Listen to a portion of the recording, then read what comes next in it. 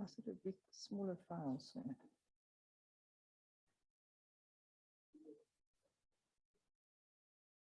So I just push. Thank you. Hi, everybody. Thanks for the introduction. I know I've been around for a long time, so the CV can be a bit long. I started a Clubfoot organization in 2005, and I'm just going to try and not going down. There we go. Sorry. Okay, so all of you will probably know what clubfoot is, or congenital Talipes equinovarus, which is the most common musculoskeletal congenital condition. It's a complex foot deformity. It can be unilateral or bilateral. There's most of the clubfoot cases are idiopathic, and there's an estimated 180,000 cases annually, of which 80% or more are in developing or resource-restricted countries. And at least 2,000 new cases in South Africa. The data is not very strong. We are collecting stats at clinics, but there's no real birth defect analysis tool available in the Department of Health. And clubfoot can be successfully treated, which is not always the case for birth defects. Sorry, I'm just trying to see the arrow. There we go. I'm not very good with technical stuff. Right. So I just wanted to talk about how clubfoot treatment transformed in South Africa from being under the complete control of orthopedic surgeons to moving over to affiliated health workers. Before 2003, clubfoot surgery was the norm, which was mainly the kite method, and doctors would, orthopedic surgeons, usually pediatric orthopedic surgeons, would use this casting method up to the knee and then would operate on at least 80% of children with a posterior medial release. This happened until 2003 when my son was treated by Dr. Ponsetti in Iowa. Dr. Ponsetti was 89 years old, and he'd been doing a non-invasive method for 50 years. The first study he had published was in 1963. He'd been ignored by the majority of the surgery of the orthopedic surgeon community.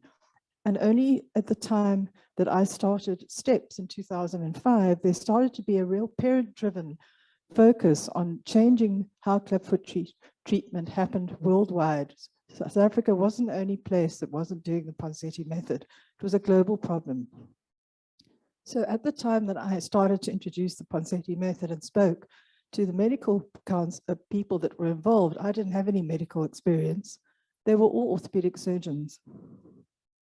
I then held the first Ponsetti training in 2006, and that was to get consensus from orthopedic surgeons that the Ponsetti method should be the method of choice, and that they would transform how they were treating clubfoot from an invasive to a more non-invasive treatment.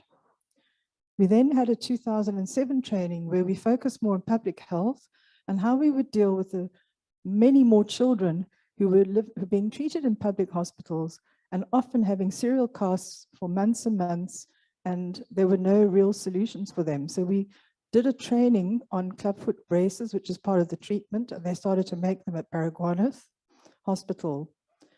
And in 2007 to 2010, we went into kind of a period where Ponsetti clubfoot clinics started opening, and they were mainly at academic, regional, tertiary hospitals, the low-hanging fruit, as we called them in those days. And there were orthopedic surgeons running them from SAPOS membership. Your arrow's in a different place to mine. Okay, so things started to change in 2011. We organized a Bosparat, excuse my Afrikaans accent, where we went to Uganda, and we met with one of the pioneers of treating clubfoot using people who weren't orthopedic surgeons. In fact, they used casting officers in Uganda, and Shafiq Pirani. And we had a meeting. I went with the SAPOS president at the time, and we had a 2-day meeting where we discussed how we could build a national network of clubfoot providers in South Africa to reach all the children, and not only those living in the cities, and only a few select cities actually at the time. And in 2012, the Ponsetti method was endorsed by the South African Pediatric Orthopedic Society as a method of choice. And then we started in 2013 a clinic support program, which at the time was 6 clinics in fairly main centers, Bloemfontein, Johannesburg, Soweto, West and Cape Town, and I think that was it at the time. There weren't very many. So from 2015 to 2019, we started to work on decentralizing clubfoot treatment to to other smaller hospitals and clinics in rural, and specifically in rural areas. And this is when it started to really change the landscape of clubfoot treatment in South Africa, where doctors and registrars, but also affiliated health professionals, orthopedic nurses, orthotists were being trained at various Panseti workshops and also in the existing clinics. We then had a STEPS webinar last year, which focused completely on the role of affiliated health professional in clubfoot treatment. And we've just given our first pre-service training workshop to Stellenbosch fourth year physio students, which was very well received, and we're hoping to do more of those. So sorry for the very long history lesson, but I just wanted to give you some perspective on how it's transformed. And in fact, we're seen as one of the poster children in the world for how quickly it's transformed and gone from surgeon to much more expanded way of reaching children. So I'm just going to quickly go through. We know what all the barriers to treatment are for most conditions, and clubfoot's the same. There is a low awareness around clubfoot, which is different to perhaps some other more common birth defects like, say, cleft palate. There's often delayed diagnosis and late referral to clinics, sometimes lack of medical providers in some areas, and long and costly travel for children to reach their correct treatment. Families are obviously dealing with a lot of other socioeconomic problems. There's a lot of stigma around clubfoot. People don't know what causes it. In fact, doctors still don't know. It is genetic, but there are still studies going on to determine there seem to be various factors, but so it's difficult to pinpoint one. The health system is, of course, under-resourced, and a very important factor is that part of the treatment requires a medical device, which is often not in supply at hospitals, and can lead to recurrence and burden on the system. So I have 4 solutions to that. First of all, the Panseti method. Secondly, decentralizing clubfoot treatment. Thirdly, the NPO and clinic partnership. And fourthly, multidisciplinary teams. That's a quick snapshot of what the Panseti method means. It's birth to age 4, starts from diagnosis at birth. The child then goes through about usually 4 and 8 weekly casts, serial casts, and then starts going to the maintenance phase, which is wearing a clubfoot brace up to the age of 4. That's just an infographic that we did, which illustrates the long journey of clubfoot treatment, which is 4 years of management, but mainly by parents, because it happens at home once a child's foot has been corrected. To decentralize care, I don't know if some of you are familiar with Professor Arno Christensen. He's really one of the world leaders on birth defects, and used to sit on the World Health Organization panel for birth defects. And he gave a keynote at the 2020 World Birth Defects Conference.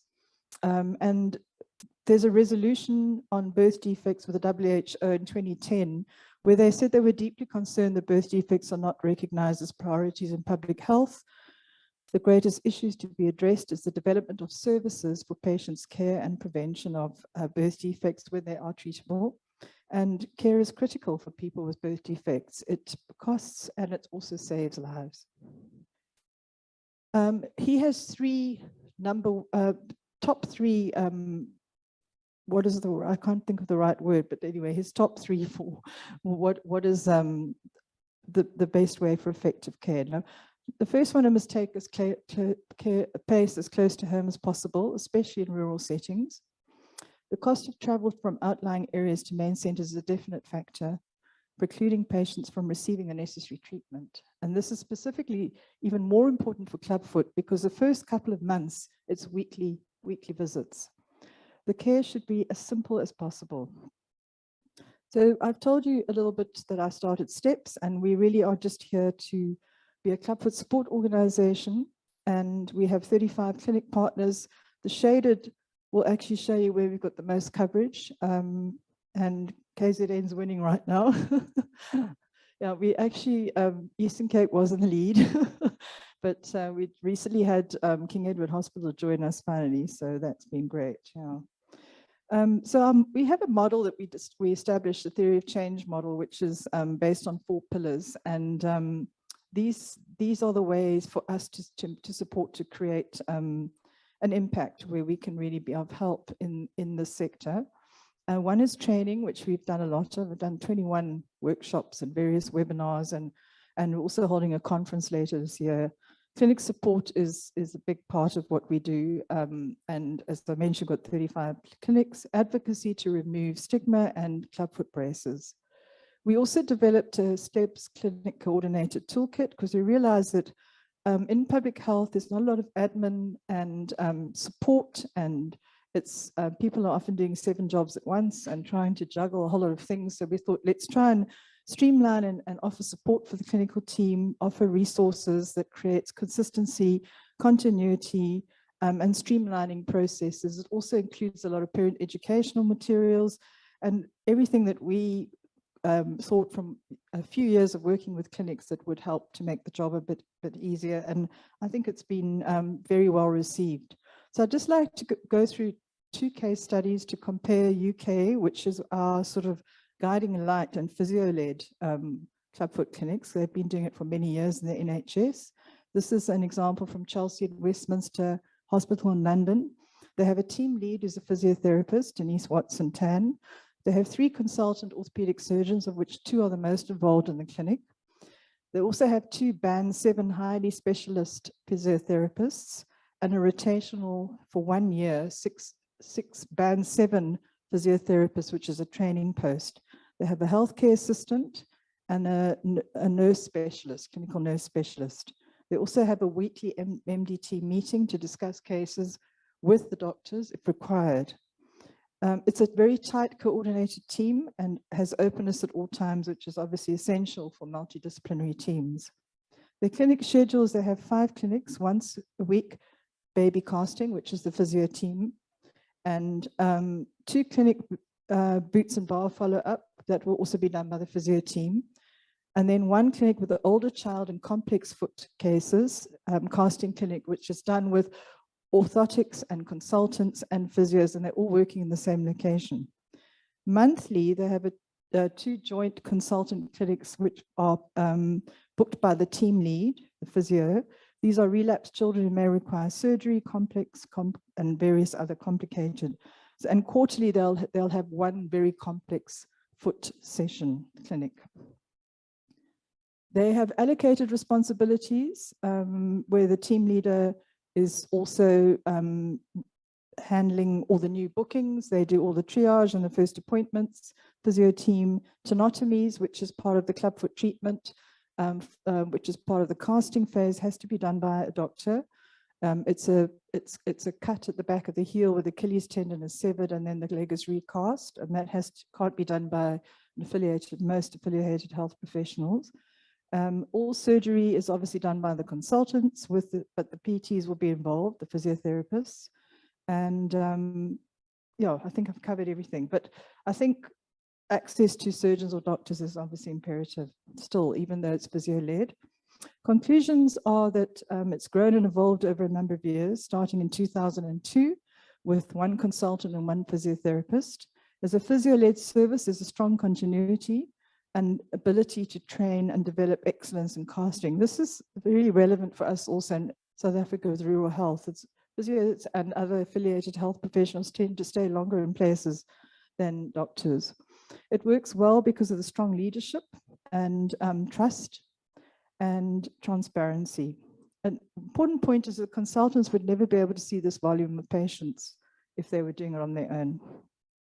So let's look at a South African, which is led by an occupational therapist, Zitalele Clubfoot Clinic in, I don't know how to say, Kandule, so excuse my Xhosa accent, in the Eastern Cape. So it's initiated also as a multidisciplinary clinic from the start and has been mainly spearheaded by physiotherapists and occupational therapists. 2015, we started a partnership with them to try and support the clinic.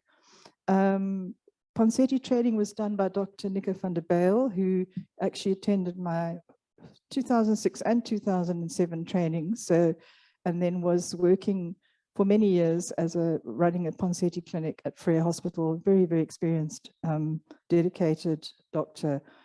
They have one clinic a week. We provide parent educational materials, clinic coordinations, crop tops, braces, various things to try and support the clinic. They have team roles where the occupational therapist will do all the coordination of the clinic, the callbacks, stats. They have a team of 4 OTs and 4 physios on site and nurses assisting. And usually on the clinic day, 2 therapists are allocated and they do the scoring. Just one thing to note is the Ponseti method needs a minimum of 2 people to perform the casting. So you can't just run it with one person anyway, but the multidisciplinary is obviously takes more than that, but you can't do the Ponseti method ever one person. Yeah, yeah. So tenotomy is done by a doctor who's available at Zitalele, and they will refer complex patients through to Freya Hospital, Dr. van der Bijl. So the conclusions are that patients are able to access care close to their homes, which is really, I mean, life-changing. And the travel to Freya's clinic is a 2 to 3 day trip each way. They have to sleep overnight in the OPD, wait till 4 o'clock in the morning, transport to another hospital, get that transport back. It's a long, long haul. Now, it's physically impossible to do that weekly if your child's having casts for 8 weeks. So really, it just underlines how essential a multidisciplinary team, physio or OT led, is in rural areas for these patients. I just wanted to quickly finish off by sharing something that Dr. Kobus Smith from Free State Orthopedic Department, University Orthopedic Department, has shared with me recently. It's part of his PhD, which he's like a rocket scientist. When he explains stuff to me, I'm like so blown away by his mind, but I'll try and simplify from what I understand. And once his study is published, then there'll be more information around it. But he essentially took 20 years of cases from the Eastern Free State, Northern Free State, Central and Northern Cape. Interestingly, clubfoot numbers were the highest of all pathological groups in pediatric orthopedics. First was clubfoot, second developmental disorders and malalignment such as DDH, Perthes, Bounce disease, third cerebral palsy, fourth tumors and bone sepsis and trauma complications. He took out private patients. He worked on specific age groups and basically came up with and used 20 years of census information. So what is interesting in this is one of his graphs, and you can see how that's going up and down like, for each period, and some are more stable than others. And this is actually a representation of what he is seeing changing with him running the 2 main clinics in Bloemfontein, and when there are more people involved doing care on a local level. If there's no local health service for clubfoot, it increases the work for doctors in main centers. The Bloemfontein clubfoot clinics are still the primary providers for Central and Northern Free State, mainly because people aren't interested. There are resources there, but you can't find champions who are going to actually take it on. The Eastern Free State was, on contrary, had orthopedic surgeons for periods of time. And you can actually see on the graphs that he's produced that numbers dropped drastically when there were doctors attending or other professionals attending to the majority of cases and only referring the complicated cases to Bloemfontein. And then the Bloemfontein numbers rise dramatically again when that person leaves. The Northern Cape has changed dramatically because there are physiotherapists and doctors working there, and their MDT teams working Kimberley and Uppington. They're supported by STEPS. We actually did a training for the Uppington physios, and that's now used as a site for physiotherapy students from Stellenbosch University. So really having treatment available in local centers has tremendous impact. And this is the wish list of what you need to run an MDT clubfoot clinic. Obviously locally fully employed physios or other affiliated health professionals, occupational therapists, orthopedic nurses, preferably a doctor or main center for tenotomy in complex cases. You need Ponseti trained people. You need resources and support from your hospital administration, casting materials, educational materials, an NPO partnership, we hear. So just message us. We'll talk about partnership. A clinic coordinator, which can often be someone doing the casting as well, depending how big the clinic is. A space for the weekly clinic and clubfoot braces. There are challenges as the administrative process can be arduous. Procurement of materials, clubfoot braces, gypsona bandages, not always easy. And clinical staff turnover can be high, which means skills are not sustained. Outcomes of multidisciplinary teams. The Ponseti method for clubfoot is understood and available. More patients can access early treatment. The health system equity. Every child has access to the best care for clubfoot close to their home. Recurrence and patients lost to follow-up are reduced. My conclusions are that Ponseti and clubfoot management can be managed successfully in rural and distant settings if they're trained staff, a multidisciplinary team, preferably a doctor in clinic, or to travel, or patients can travel for tenotomy. Affiliated health professionals working in multidisciplinary teams can extend the reach of clubfoot treatment further. Specific clubfoot training is essential for any new member of a clubfoot treatment team. It's a simple method, but it's precise and it needs to be done correctly and followed 100% as to the protocol. So that's why training is necessary.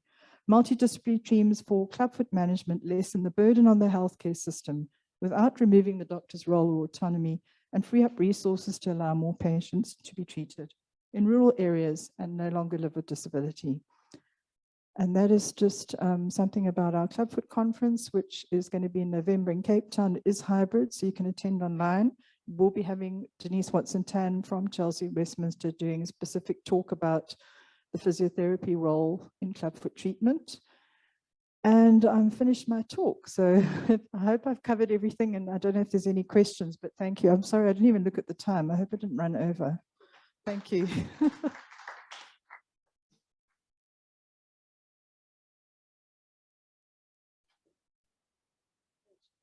No, you can stay. Yeah. Do we have a? Oh yeah, then you can sit down. Do we still have attendance online?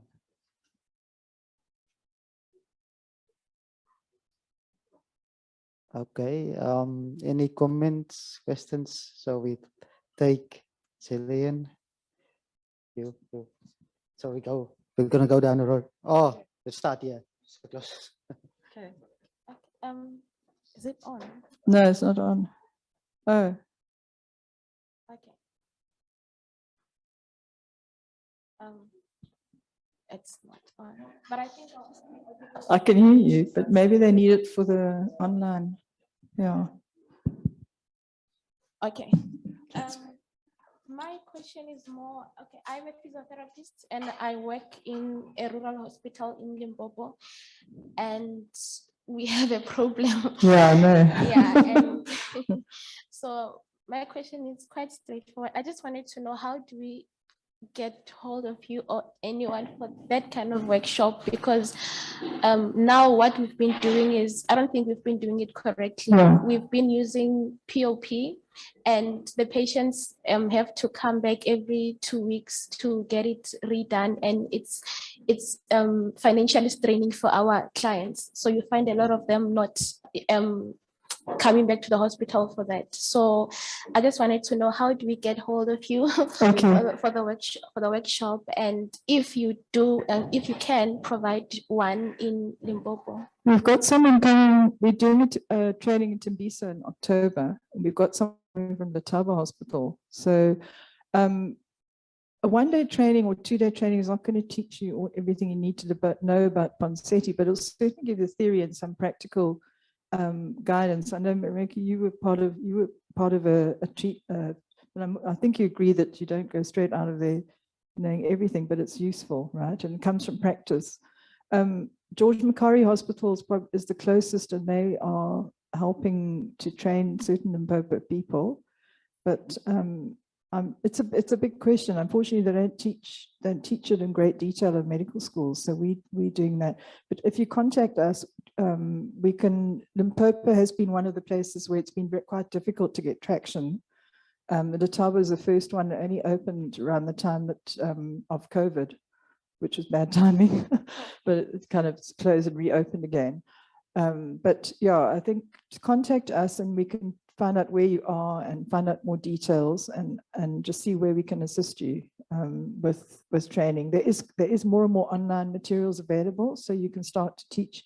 You can read and watch videos, which you can share that with you. And then possibly you can come to Tembisa or attend the Clubfoot conference, where there'll be some more information. Does that answer you a little bit? Yes. Okay, good. Thank you. Yeah, I just wanted to reinforce why like therapists or therapy technicians are so well suited to be providing this is also just that we spend longer time chatting to our patients and really understanding where they're coming from.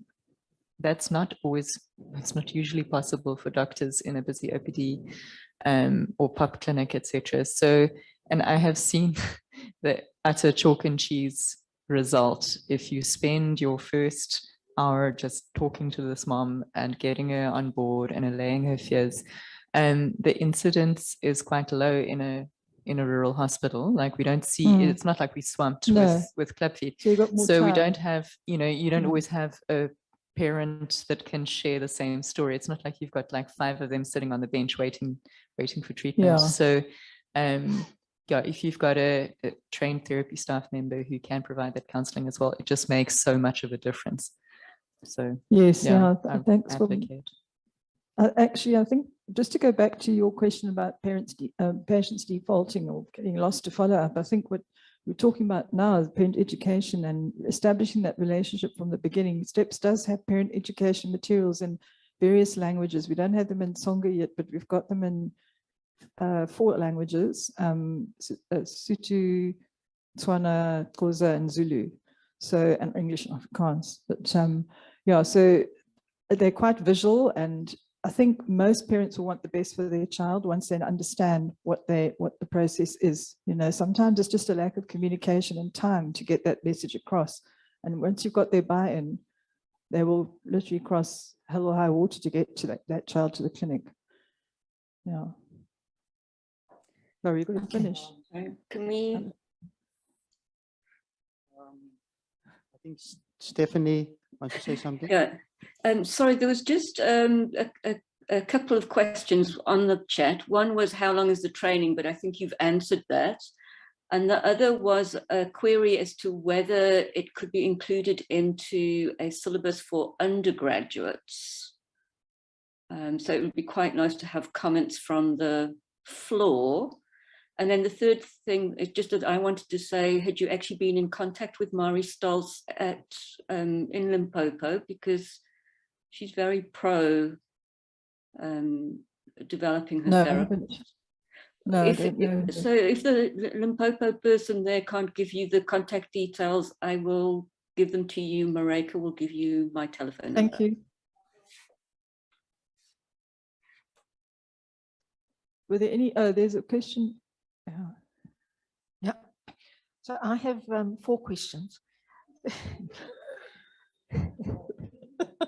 Firstly, thank you so much for that talk. I'm a very old therapist, and I wish I'd known about Ponseti when I was working at Elam, and I had this little wooden box with plaster in it that I had to, with horror, think about how many feet are probably damaged with clubfoot trying to treat them. So the first question is the name, birth defects. And I'm just wondering, you mentioned a world conference, and this is just a political thing. As a mother, how did you feel about being told your child had a defect? And I'm just wondering if there may not, if it's the time has not come for us to put it more positively. You know, we talk about, and it's so common, your child is normal. You know, every child is normal. Some children are just different. We're not all the same.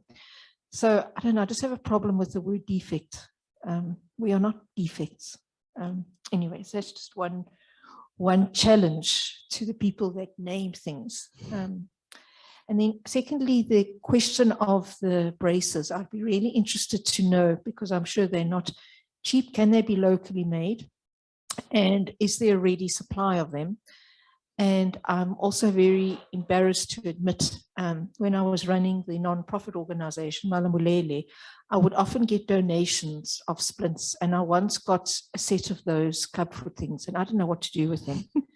And so it worries me, you know, so what happens to them? Can they be recycled? Because I would think that they are not cheap. And so how, you know, I had really no clue what this was or what I was ever going, if I could ever put a child with CP's feet in it. You know, and I think it's just a waste in a way. And then I also wanted to know, as Mareka said, every hospital, smaller hospital, won't have a flood of children with club feet coming in. And rural, any hospital, rural or urban, the therapists are really busy. And I think the techniques and skills that go into training someone to do this properly. I wanted to know if there was a space, if a therapist who has learned how to cast a child with club feet, can those same skills be used to manage contractures? Because children with CP, I think if you look conservatively, you would want to manage contractures. So I'm just wondering if there could be a dual role. If a therapist is skilled in doing Ponseti, could that skill also be used for managing contractures and deformities? And then thirdly, the question around undergraduate training. So my answer to that is that if it's a skill you're going to be taught and you're going to use it immediately, you're going to lose that knowledge. And as undergraduates, there's only one thing in mind: how do I pass? And it's only once you're working in the real world that you really are interested in learning things because you need to know them, as opposed to you've got an exam to pass. And I think the undergraduate curriculum is so packed, as it were, that I'm not sure it's the best use of time to teach everyone how to do casting when relatively few are actually going to use it. But I think it would be useful that people actually know what, you know, the management of clubfoot would include this, but that I can't see how it would be feasible and practical to actually keep it at the actual training at an undergraduate level. Thank you so much. Thanks very much for your comments and questions. I've been part of this, it's quite new, this pre-service training group that we're working in, and it's going to impact globally. So that I agree with you that, first of all, I've spoken to physiotherapy Stellenbosch University, and they said there's no way they can put a whole detailed thing about clubfoot anywhere in their undergrad program. Just don't have the space. And they do have a practical at Uppington at Harry Surtees Hospital where students go, and we thought that we did a 4-hour lecture and intro, and students could sign up if they were interested. And I would guess about 10% of those will end up working in a clubfoot clinic, but at least they're aware now. And then they, you know, they will learn more as they're out there in a specialist clubfoot clinic. I think awareness is key, and then refining skills if it's your passion is important after that. So we don't have to teach every single undergrad everything about clubfoot, but if they at least know the basics, that's when they see one, they'll know what it is and how to refer it. You can answer the question about contractures, but I know that they have modified the Ponseti method for a couple of other foot conditions. So that's one thing that it's been useful for. To answer this question about clubfoot braces, that was the biggest bane of our life, followed by data collection, the two hardest challenges that we had to do. We actually identified that need a few years, probably 2011 already, and started getting donated braces in from the UK, realized that wasn't sustainable. We now bring in, actually STEPS has become a social enterprise because of this. We've started to import clubfoot braces and distribute and donate them, and we're also government suppliers. So we try and encourage procurement of the braces so that it's sustainable. We've just got a 3-year contract with KZN government to supply the Iowa brace, which is a low-cost, mass-produced clubfoot brace, which does all the right things. It's just 1/10 of the price of the one made in America. And it was designed with an orthopedic surgeon who trained under Dr. Ponseti, so it works well. It is something that is still, I'd say it's improved a lot, but it's still something that needs to be addressed 100%, that every child gets a clubfoot brace. They can be recycled, probably 2, 3, up to 4 times, depending on how, because I mean, in the beginning, the baby just sleeps in them, and you're not supposed to walk in them, it's only supposed to sleep in them. So they shouldn't get too much wear and tear. So, you know, it is a huge part of the Ponseti method and essential. I don't answer all your questions apart from the contractures, I think. Oh, the birth defect thing. Yeah, I think I got over that. It was a bit shock in the beginning. Well, the first thing when my son was born, they said he's got bilateral Talipes equinovarus. I thought he had some syndrome. It's like, what the earth is that? And they said, no, clubfoot. So then, okay, that, at least I know what that is. You know, clubfoot's also, UK mothers hate that term. They all call it talipes because they think it's, you know, I think the Americans have started come up with new words, like I can't remember what they're calling it now when you birth defect. There is another term, but where there is a World Birth Defect Day, the term was coined by March of Dimes for premature babies. And we actually get a lot of coverage on World Birth Defect Day because we've got a treatable birth defect. So I guess I've become immune to it, but it is a good point to bring up and think about again. Yeah, thanks. I think I'm done now. Hey? Okay, bye. Thank you.